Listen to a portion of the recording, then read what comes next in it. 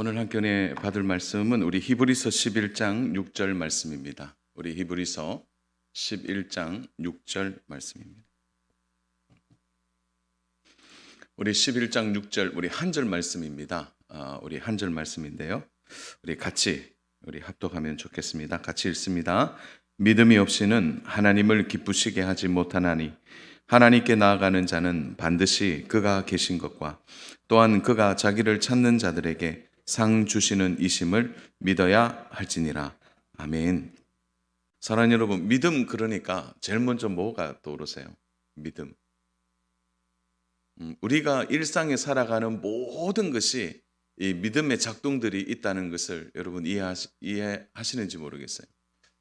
예를 들어 볼까요? 여러분이 교회에 올 때 운전하고 오셨는데 상대편 차량에 대해서 믿음을 가지니까 우리가 별 걱정 없이 왔죠. 만약에 그 상대편 차량이 이렇게 중앙선을 넘어온다고 생각해 보세요. 그러니까 사실은 우리가 운전하지만 상대편을 믿는 거거든요. 그것도 믿음이에요.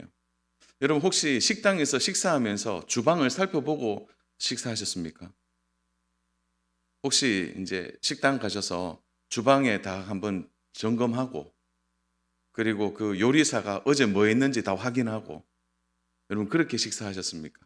그것도 아니죠. 그것도 뭐예요? 믿는 거죠. 그것만 있을까요? 여러분 그 버스 타시는 분, 그 운전사가 요 1시간 전에 뭐 했는지 어떻게 아세요? 그러니까 우리 사회가 작동하고 있는 모든 것을 보면 사실은 이 믿음의 기초에서 사회가 움직여 가고 있는 거죠. 자, 그런데 이것을 이제 믿음이라고 표현하기는 하지만 성경은 믿음에 대해서 얘기할 때 딱 두 가지로 구분해서 얘기합니다. 그것은 세상에서 말하는 그 믿음과 또 성경에서 말하는 믿음은 분명히 다르다고 얘기하는 것이죠. 여러분 세상에서의 믿음은 모든 것이 나로부터 출발합니다. 그래서 세상에서의 믿음의 어쩌면 이제 핵심이라고 말하는 것은 이거죠. 나 자신을 믿는 것입니다. 나를 의지하는 것이죠. 그래서 이제 내 힘을 의지하고 내 지혜를 의지하고 내 어떤 능력을 의지하여 살아가는 것도 믿음인 거죠. 그러니까 세상적으로 믿음이라고 표현할 때 그 믿음은 대부분 나로부터 나오게 되는 것입니다. 여러분 보면 세상에서 성공한 분들을 얘기를 들어보세요. 모두 자기 의지와 능력으로 그 일들을 이루어낸 것입니다. 자, 그런데 이 세상에서 말하는 이 믿음은 분명히 허점이 있어요. 문제는 내가 내 자신을 믿지만 그 믿음에서 출발하지만 내 믿음의 한계를 넘어갈 때가 있다는 거죠. 내 지혜의 한계를 넘어갈 때가 있고 내 힘의 한계를 넘어갈 때가 있는 거죠. 열심히 사는데 내 힘에 부칠 때가 있는 거죠. 그래서 그 믿음은 믿음이라고 말은 하지만 나로부터 출발한 믿음은 온전하지 않는 거죠. 어떤 분들은 그 세상을 믿는 게 있더라고요. 어떤 뭐 행운을 믿거나 요행을 믿는 것도 믿음이라고 말할 수 있겠죠. 그래서 뭐 좀 낙관하는 마음을 가지고 뭐 산입에 거무줄 치겠냐. 그래서 그냥 시간이 지나가고 세월이 지나가면 다 괜찮아질 것이다. 자, 이렇게 말하는 분들도 있습니다. 그래서 그 세상이 흘러가는 것을 그대로 믿는 거죠. 처음에 나를 믿는 것에서 두 번째로는 세상을 믿는 것입니다. 여러분 그러나 세상이 흘러가면 흘러갈수록 좋아집니까? 여러분 지난 한 10년 전과 20년 전에 한번 생각해 보세요. 저도 가만히 한번 말씀 준비하면서 생각을 해봤는데 여러분 제가 30대 때 동성애는 상상도 못할 일이었습니다. 여러분 그게 불과 10년, 20년밖에 안 됩니다. 그러니까 세상은 가만히 놔두면 세상은 자전적인 그래서 세상은 스스로 좋아진다. 여러분 절대 그렇지 않아요. 시간이 지나가고 세월이 지나가면 더 좋은 세월을 만날 것이다? 안 됩니다. 여러분 자주 TV에 보면 위급한 아이들을 좀 도와달라고 하는 후원 방송들이 계속 나오지 않습니까? 그래서 보면 막 그 아프리카의 아이들이나 그리고 저소득층인 이제 아이들이 막 나오는데 여러분 보세요. 시간이 지나가고 세월이 지나가면 그런 아이들이 없어지는 것입니까? 점점 좋아져서 그런 아이들이 혜택을 누립니까? 여러분 문제는 세월과 시간이 지나가면 오히려 더 악화될 뿐이라는 거죠. 이런 악순환의 고리가 계속해서 반복되고 더 나빠지는 것이 세상이 주는 오늘 현실이라는 거죠. 여러분 그래서 가만히 들여다보면 나를 믿는 것이나 시간을 믿는 것이나 세상을 믿는 것은 다 헛된 바램이고 기대일 뿐이라는 거예요. 여러분 왜 그렇습니까? 분명합니다. 세상에 권중 권세 잡은 어둠의 세력이 있기 때문에. 그래서 절대 좋아지지 않는다는 거죠. 사단의 세력이 가만히 있지 않는다는 거죠. 그들은 그들의 목표대로 기근을 일으키고 전쟁을 일으키고 가난을 일으키고 환난을 일으킨다는 거죠. 여러분 사람들은 궁극적으로 따뜻하고 행복하고 즐겁게 살기를 원하지만 사단이 가만히 두지 않는다는 거죠. 그리고 무정하게 만들고 사납게 만들고 자신을 믿게 만들어서 오히려 자신을 바라보며 좌절하게 만드는 것이 세상이라는 거죠. 그래서 세상적 믿음이라는 것, 나를 믿고 세상을 믿는 것은 결국은 그 결과가 너무나 뻔하게 드러나는 것이죠. 그래서 성경은 두 가지를 얘기하는, 하나는 세상적을 믿음을 가질 거냐, 아니면 성경이 말하는 참된 믿음의 본질을 잡을 것이냐. 그 이야기 속에 오늘 우리는 그렇다면 내가 믿는 이 믿음이 세상의 믿음도 아니고 나를 믿는 믿음이 아니라면 우리는 분명한 믿음의 본질, 그것을 우리가 붙들고 산다면 그러면 우리는 무엇을 믿고 살아가야 하느냐. 여러분 오늘 히브리서 11장 6절 말씀 우리 본문인데요.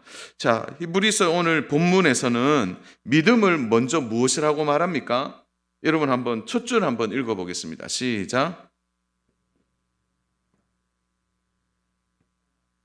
자, 믿음이 없이는 하나님을 기쁘시게 하지 못하나니. 자, 우리가 이 말씀을 읽으면 믿음은 누구와 연결되어 있는 것입니까? 하나님과 연결되어 있다. 그래서 우리가 믿음 이렇게 말할 때 그 믿음의 대상은 누구입니까? 하나님이라는. 여러분 세상적 믿음은 뭐라 그랬죠? 세상적 믿음의 대상은 누구라고요?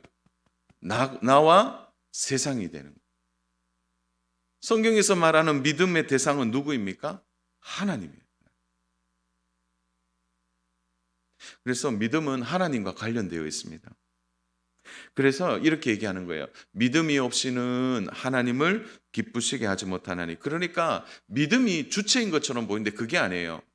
하나님이 관심 가지고 하나님이 기뻐하시는 믿음의 본질은 다 뭐예요? 하나님을 향한, 그리고 하나님이 믿음의 대상인 그 사람에게 있어서 참된 믿음은 하나님이 대상이고 그 하나님을 바라볼 때 하나님과 연결되어 있는 것을 말하는 것입니다.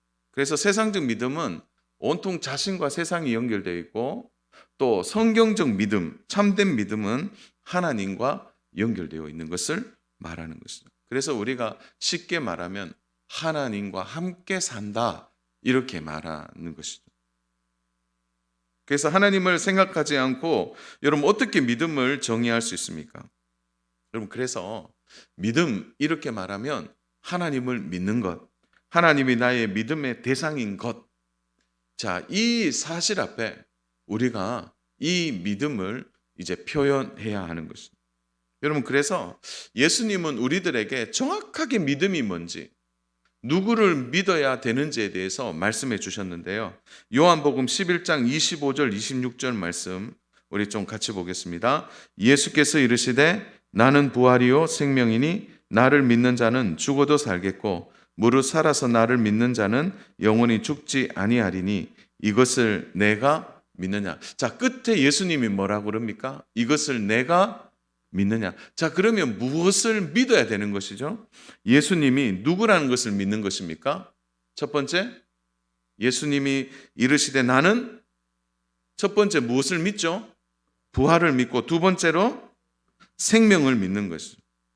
여러분, 그래서 부활과 생명을 믿는 것, 바로 하나님이 누구신가 이렇게 말할 때, 하나님을 믿는다 이렇게 말할 때는 부활하신 예수님을 믿는 것이고 우리에게 생명을 주신 예수님을 믿는 것을 말하는 것입니다. 그래서 예수님이 내가 믿느냐 이렇게 말하는 거죠. 여러분, 그런데 이 말씀은 예수님이 마르다의 대화 속에서 말씀하시는 것입니다. 사실 마르다는 절망 가운데 있죠. 오빠가 죽고 도무지 예수님 기다렸는데 너무 늦게 오셨다는 거예요. 그런 예수님 앞에 마르다의 대화 속에서 예수님은 마르다에게 무엇을 믿어야 할지에 대한 분명한 내용을 말씀해 주신 것입니다. 여러분, 이것은 개인적으로 마르다에게 하신 말씀이기도 하지만 오늘 우리들에게도 주시는 말씀이죠. 그것은 너는 무엇을 믿느냐라는 거죠. 그래서 오늘 우리가 부활이요 생명이신 예수님을 믿는 거죠. 여러분, 그래서 예수님이 누구신가 이렇게 물을 때 하나님의 아들이십니다. 너무 정확한 대답이죠. 그러나 하나님의 아들이시다라고 말할 때 우리에게 더 중요한 두 가지의 내용이 필요한 거예요. 예수님은 우리를 향하여 어떻게 생명을 주셨죠. 그분은 부활하셨고 우리에게 생명을 주신 분이다 라는 분명한 믿음의 내용을 우리가 말할 수 있어야 하는 것입니다. 그래서 그 예수님의 부활이 곧 나의 부활이 되고 예수님이 주신 그 생명이 곧 나의 생명이 되는 것입니다. 많은 사람들이 어디에서 이 믿음의 출발이 막히느냐? 예수님의 부활 사건에서부터 믿음이 막히는 거죠. 그래서 믿지 못한다는 거죠. 그래서 믿음의 첫 번째 걸림돌이 뭐냐? 부활하신 예수님을 믿지 않는 거죠. 사랑하는 여러분, 제가 질문할 테니까요. 여러분 믿음으로 또 여러분의 마음에 정말 진정성을 가지고 한번 대답해 보십시오. 예수님 부활하신 걸 믿으십니까? 그 예수님이 나에게 생명 주심을 믿으십니까? 이 부분이 처음에 믿음의 본질에 있어서 걸리면 다 넘어지게 돼 있는 거예요. 이것은 우리의 이성이나 지식으로 믿는 것이 아닙니다. 사랑하는 여러분, 예수님이 마르다에게 말하죠. 너의 오빠 나사로가 죽어서 더 이상 생명도 없고 이 죽음 앞에 너희 오빠가 이 현장에 있는데 너희 오빠가 다시 생명을 얻고 다시 부활할 영광을 네가 내 앞에서 믿을 수 있느냐? 이 질문을 하는 거예요. 내가 믿느냐? 이 말은. 오빠가 썩어서 시신의 냄새가 나는 그 오빠를 네 앞에 있는 부활이고 생명이신 예수님이 다시 살려낼 것을 네가 믿느냐. 마르다가 이 믿음 앞에서 그는 걸리지 않고 믿는다라고 대답하는 것입니다.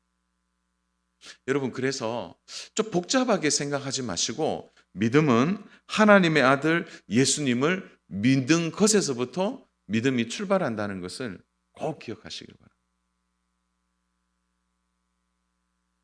사랑하는 여러분, 왜 우리가 아들 예수님을 믿는 것입니까? 여러분, 왜 예수님이 우리의 삶의 가장 중요한 믿음의 본질이 될까요? 여러분, 하나님과 우리가 믿음이 없이는 하나님을 기쁘시게 하지 못한다고 했는데 기쁘시게라는 이 단어가 뭐냐면 하나님과의 관계를 의미하는 거죠. 하나님의 관계 속에 들어갈 수 없다라는 의미가 되는데, 사랑하는 여러분, 우리가 하나님의 관계 속에 들어가기 위해서 여러분, 우리가 함부로 하나님께 나아갈 수 있습니까? 나아갈 수 없어요. 그래서 하나님이 우리와 하나님과의 관계를 함께 하기 위하여서 어떻게 하신 거죠? 바로 당신의 아들을 우리에게 주셨다는 것입니다.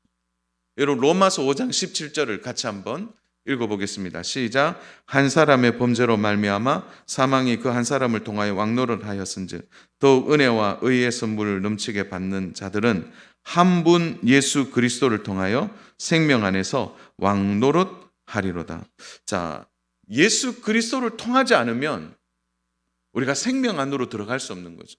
우리에게 주어진 영생의 이 왕노릇 하는 것으로 들어갈 수 없음을 이야기하는 거죠. 그래서 한 분 예수님을 통하여 우리가 생명 안으로 들어가는 것은 하나님과의 참된 교제 안으로 들어가는 것과 똑같은 것입니다. 사랑하는 여러분, 우리가 왜 기도를 마칠 때 예수님의 이름으로 기도합니까? 그 기독교의 전통이에요? 아니면 교리가 그러니까 그런 것입니까? 여러분의 한번 진심 어린 생각을 한번 해보세요. 왜 우리가 예수님의 이름으로 기도할까요? 왜 예수님의 이름으로 기도를 하죠? 사랑하는 여러분, 여기에는 중요한 교훈이 있습니다. 웨스트민스터 대요리 문답이에요. 181문에 보면 이렇게 돼 있어요. 질문이 왜 우리는 그리스도 이름으로 기도해야 합니까? 자, 그 질문에 여러분 글자가 좀 보이세요? 너무 안 보이시죠? 제가 읽어드릴게요. 사람의 죄악과 이로 인하여 하나님과 사람 사이에 생긴 거리가 매우 크므로 중보자 없이는 하나님 앞에 접근할 수 없으며 하늘과 땅의 그리스도 한 분밖에는 그처럼 영광스러운 사역을 위해 임명받았거나 적합한 자가 없으므로 우리는 다른 이름이 아닌 오직 그분의 이름으로만 기도해야 합니다. 이렇게 답하고 있습니다. 그러니까 하나님과 우리 사이에 거리가 너무 멀어서 이것을 회복시키고 참된 교제 안에 할 수 있는 유일한 근거는 바로 영광스러운 사역을 임명받은 한 분 예수님밖에 없다는 거예요. 그래서 그분의 이름으로 기도하면 그렇게 멀어져 있던 하나님과 우리 사이가 가까워지고, 그리고 예수님이 직접 말씀하셨죠. 내 이름으로 기도하라. 그래서 우리가 기도할 때 바로 우리와 하나님 사이가 하나가 되어지는, 그래서 그 예수님을 통하여 우리는 하나님과 참된 교제가 이루어질 수 있는 것입니다. 그래서 그 어떤 중보자도 없는 거예요. 오직 예수님 한 분밖에 없는 것입니다. 사랑하는 여러분, 그러므로 우리의 믿음의 모든 중심의 근원은 바로 믿음, 그것은 하나님의 아들 예수님을 믿는 것입니다. 그 믿음에서 우리는 하나님과 가까워지고 우리가 하나님 앞에 기도할 수 있고 하나님과 참된 교제가 이루어질 수 있는 것입니다.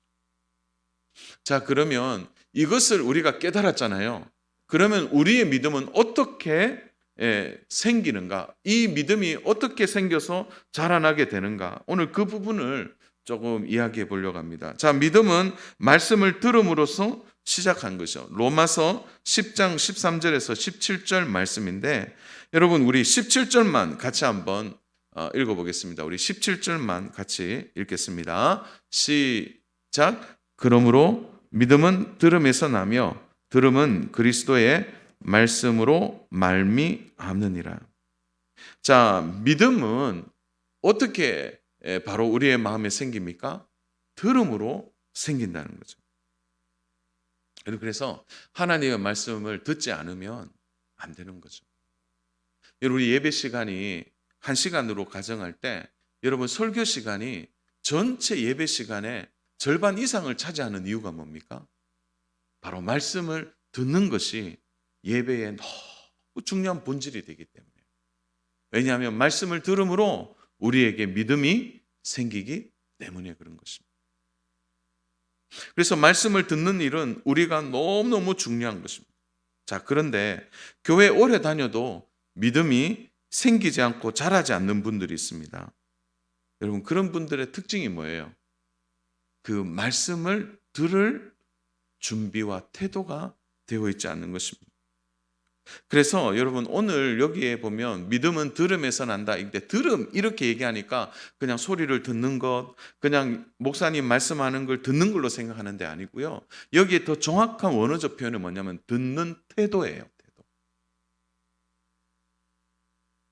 그러니까 듣는 태도에서 믿음이 자라고 믿음이 성장하고 믿음의 열매가 나타납니다.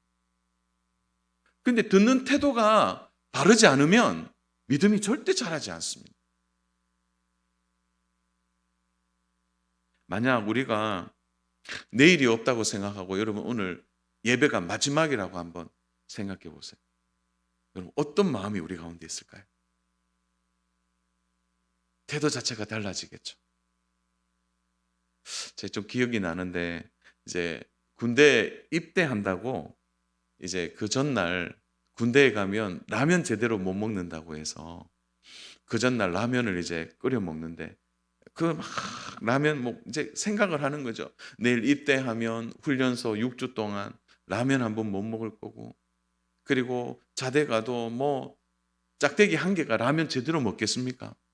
그리고 군에서 나오는 라면 뭐 선배들 얘기 들어보니까 맛이 정말 없다 그러는데 그래서 오늘 저녁에 맛있는 라면을 끓여 먹는 그 라면이 평소에 먹는 라면하고 어떻게 차이 날? 그냥 그날 먹는 라면은 다른 거죠. 여러분 우리가 오늘 그 예배에 있어서 말씀을 듣는 태도가 오늘 우리의 믿음이 자라고 성장하고 우리의 믿음이 견고해지는데 너무너무 중요한 부분이라면 우리가 듣는 태도를 어떻게 해야 할까요?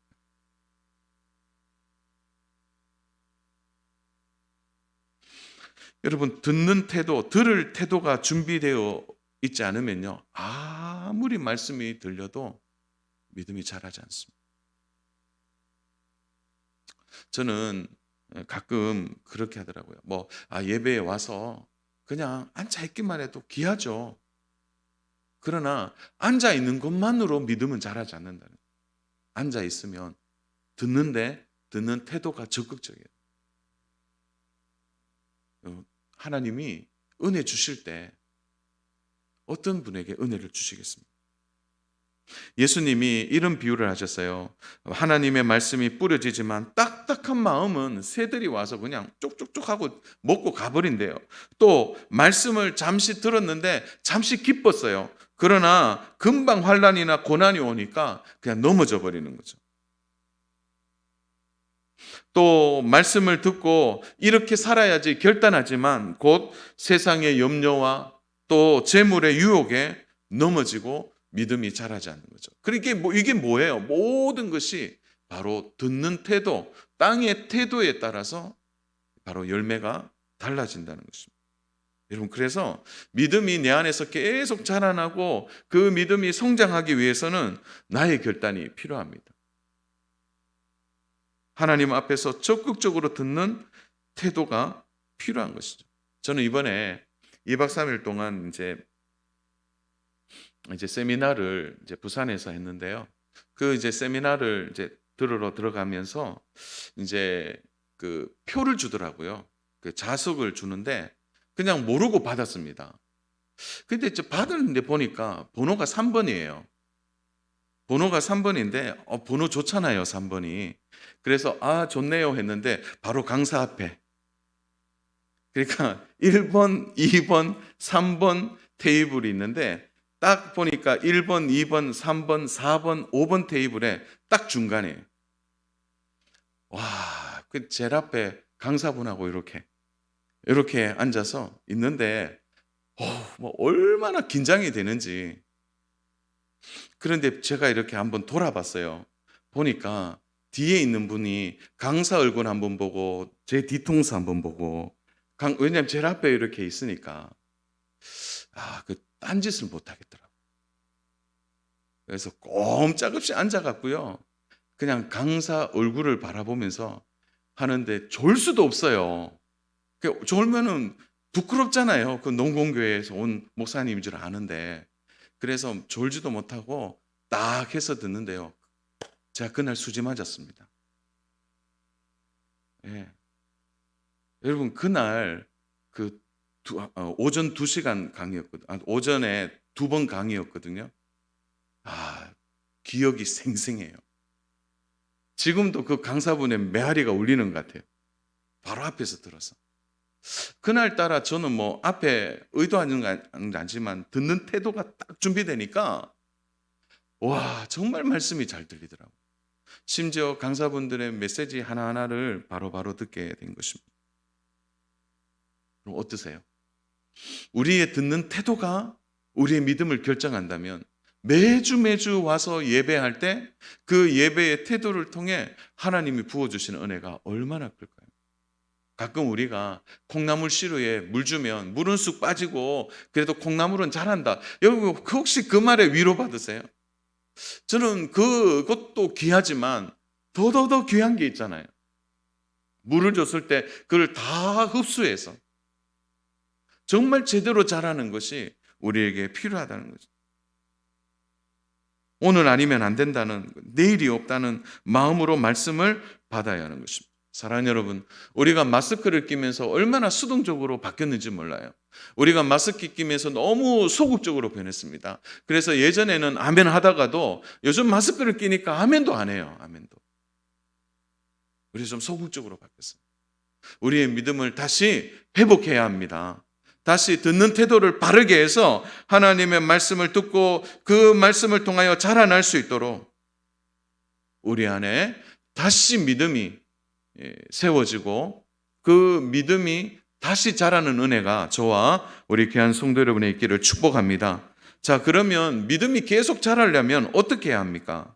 자, 저는 오늘 이 믿음이 계속 자람에 있어서 중요한 두 사람을 좀 소개하려고 합니다. 그것이 바로 예수님이 칭찬한 백부장과 가나안 여인이라는 거죠.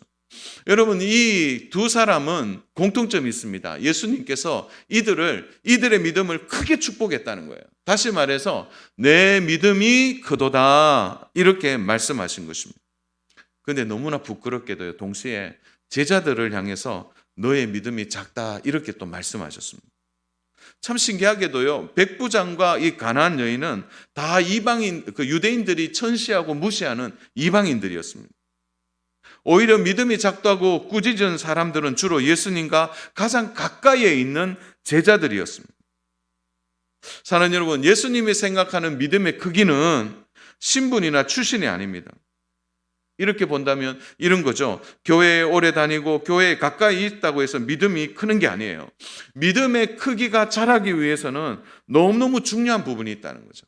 그게 바로 누가복음 7장 6절에서 8절입니다. 예수께서 함께 가실새 이에 그 집이 멀지 아니하여 백부장이 벗들을 보내어 이르되 주여 수고하시지 마옵소서 내 집에 들어오심을 나는 감당하지 못하겠나이다. 그러므로 내가 죽게 나아가기도 감당하지 못할 줄을 알았나이다. 말씀만 하사 내 하인을 낫게 하소서. 나도 남의 수하에 든 사람이여 내 아래에도 병사가 있으니 이더러 가라 하면 가고 저더러 오라 하면 오고 내 종도로 이것을 하라 하면 하나이다. 여러분, 우리가 가만히 백부장의 믿음을 들여다보면 백부장이 이렇게 말하는 거예요. 예수님 오실 필요가 없고요, 말씀만 하셔도 됩니다. 그 말씀이 백부장에게는 예수님 오는 것과 같은 거죠. 사랑하는 여러분, 오늘 우리가 이러한 공간에서 함께 살면서 사랑하는 여러분, 예수님이 우리 눈에 안 보이고 예수님의 임재가 우리 가운데 체험되지 않더라도 살아가는 여러분의 손에 들린 이 하나님의 말씀이 하나님이시고 이 말씀이 하나님의 임재가 있고 이 말씀 속에 능력이 있다는 거 믿으세요? 여러분, 이 믿음에서부터 그 믿음의 크기가 결정된다는 거예요. 그러니까 말씀만 하사, 이 말은 뭐예요? 그냥 말씀만 이루어지면 능력이 나타난다는 것을 믿는다는 거죠. 사랑하는 여러분, 참 그런 의미에서 백부장이 참 이 믿음이 보통의 믿음이 아닌 거죠. 저는 오늘 우리의 믿음의 크기가 여기에서 결정된다고 생각합니다. 하나님의 말씀을 온전히 믿느냐는 거예요. 그리고 이 말씀을 믿는 겸손함이 있느냐는 거죠. 그래서 이 백부장이 그 말씀만 와도 됩니다. 저도 남의 수하에 있는데 주님 오실 필요가 없습니다. 사랑하는 여러분, 오늘 우리의 믿음의 걸림돌 중에 하나가 교만이죠. 많이 안다. 내가 하나님 말씀 많이 알고 있다. 그게 중요한 게 아니에요. 그 말씀이 내 삶의 실체에 이루어지는 것을 내가 그대로 믿는 겸손한 마음, 그 겸손한 믿음에서 우리의 믿음이 자라나게 되는 것입니다. 사랑하는 여러분, 그래서요, 백부장의 믿음은 하나님을 인정하는 겸손한 마음이라는 거예요. 말씀대로 해주실 것을 믿고 인정하는 것입니다.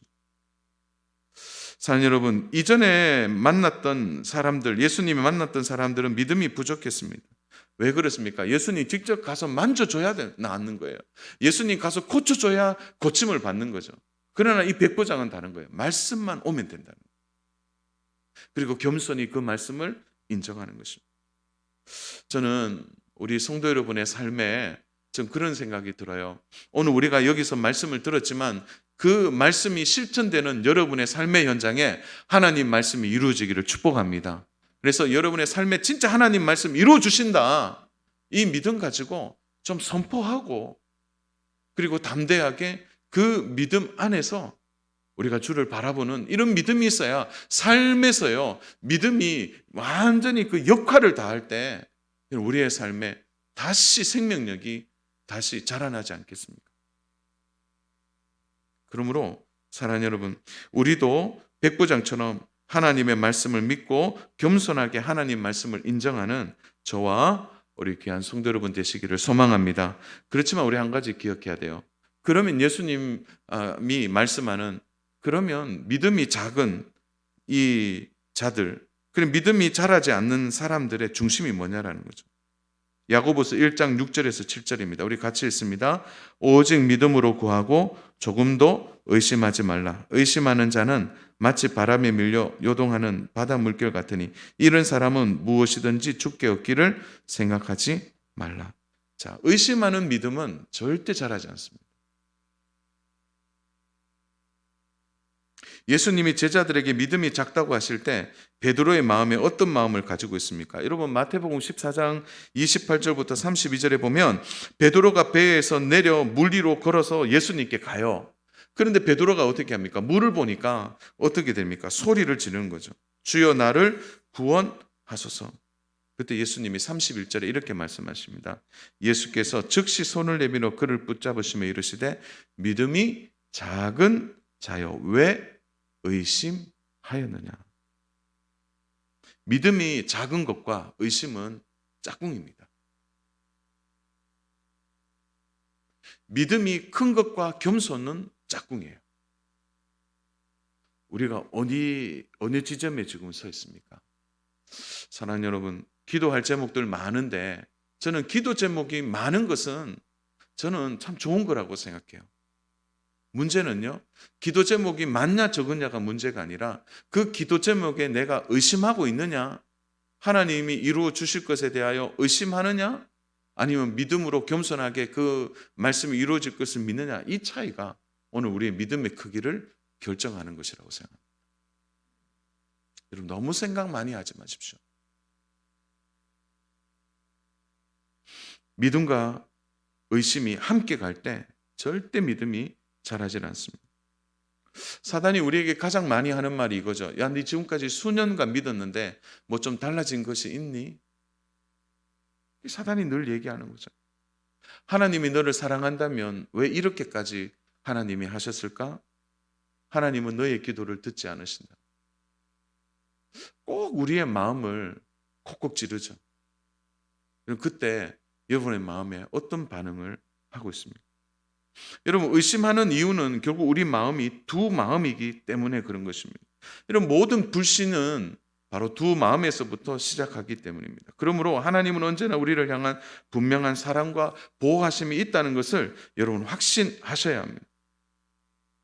여러분, 이 믿음이 있어야 오늘 우리 본문처럼 하나님께 나아갈 수 있는 것입니다. 그래서 믿음이 없이는 하나님을 기쁘시게 하지 못하나니 하나님께 나아가는 자는 반드시 그가 계신 것과 하나님께 나아갈 수 있는 거예요. 하나님께.